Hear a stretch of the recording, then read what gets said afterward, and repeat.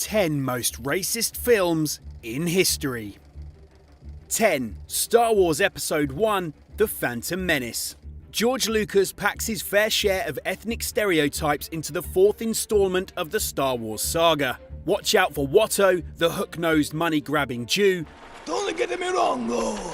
I have a great faith in the boy. The Japanese Nemoidians, and our Rasta friend Jar Jar Binks. How'd you end up here with us? Mine or no.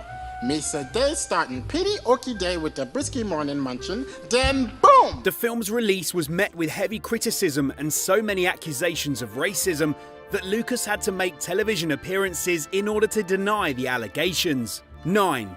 Dumbo.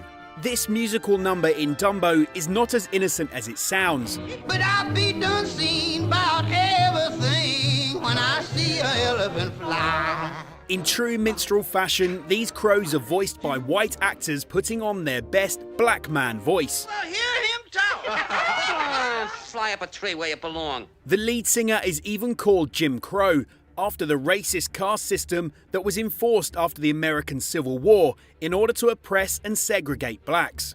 Jim Crow was also the name of a caricature black man who appeared widely in the media, stereotyping African Americans as lazy and stupid. It wasn't until 1965 that Jim Crow laws were finally withdrawn. 8. Breakfast at Tiffany's.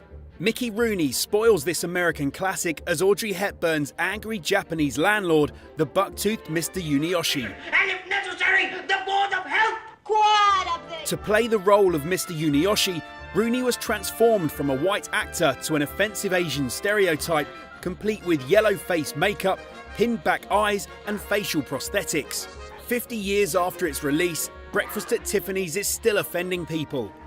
In 2011, the New York Asian American community protested a publicly funded screening of the film.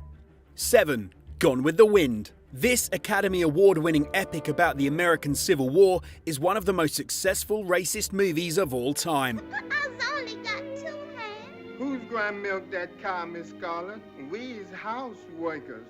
But critics have slammed the movie as a feature-length piece of Southern propaganda that romanticizes slavery and represents the Confederate Army as noble American heroes. Captain Butler, you come out here in the streets to me. 6. The Toy. A rich white proprietor buys a poor black man to serve his spoilt son for a week. This 1982 Richard Pryor flick is oblivious to the storyline's parallels with the history of slavery. Get some trousers on real quick for Mr. Basie, okay? Okay, Bill. From 1619 to 1865, Africans were sold to wealthy proprietors across America to serve in their houses or fields.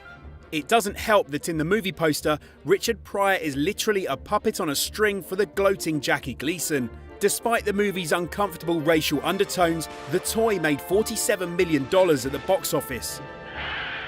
5. Indiana Jones and the Temple of Doom. The second installment of Spielberg's heroic trilogy is teeming with racist stereotypes. White man travels to India to save desperate natives, evil Asians poison our hero, and Hindus practice evil voodoo. Despite all the film's locations being set in India, the Indian government denied Spielberg permits to film in the country because they found the script so offensive to Indian culture. After its release, Temple of Doom was even banned from being shown in India. 4. The Eternal Jew. This film portrays the Jewish people of Poland as a parasitic race that's ugly and corrupt.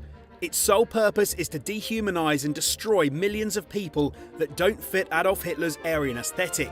In their pursuit for the final solution, Hitler and the movie's producer Joseph Goebbels realized the potential of moving image to influence public opinion to the Nazi agenda. Today, public exhibitions of the film are illegal in Germany. The Eternal Jew can only be shown for academic purposes in schools and colleges, and only if the teachers screening the film have a formal education in Holocaust history. 3. Goodbye Uncle Tom. Goodbye Uncle Tom describes itself as a documentary that allegedly depicts the harsh conditions that Africans faced under slavery. But what transpires is a sadistic story that revels in racist brutality. Every African actor in the film was forced to take part in these humiliating scenes because they were experiencing poverty, and this meant that producers were able to exploit them for very little money. 2. Soul Man. You got in, didn't you? Well, so did I.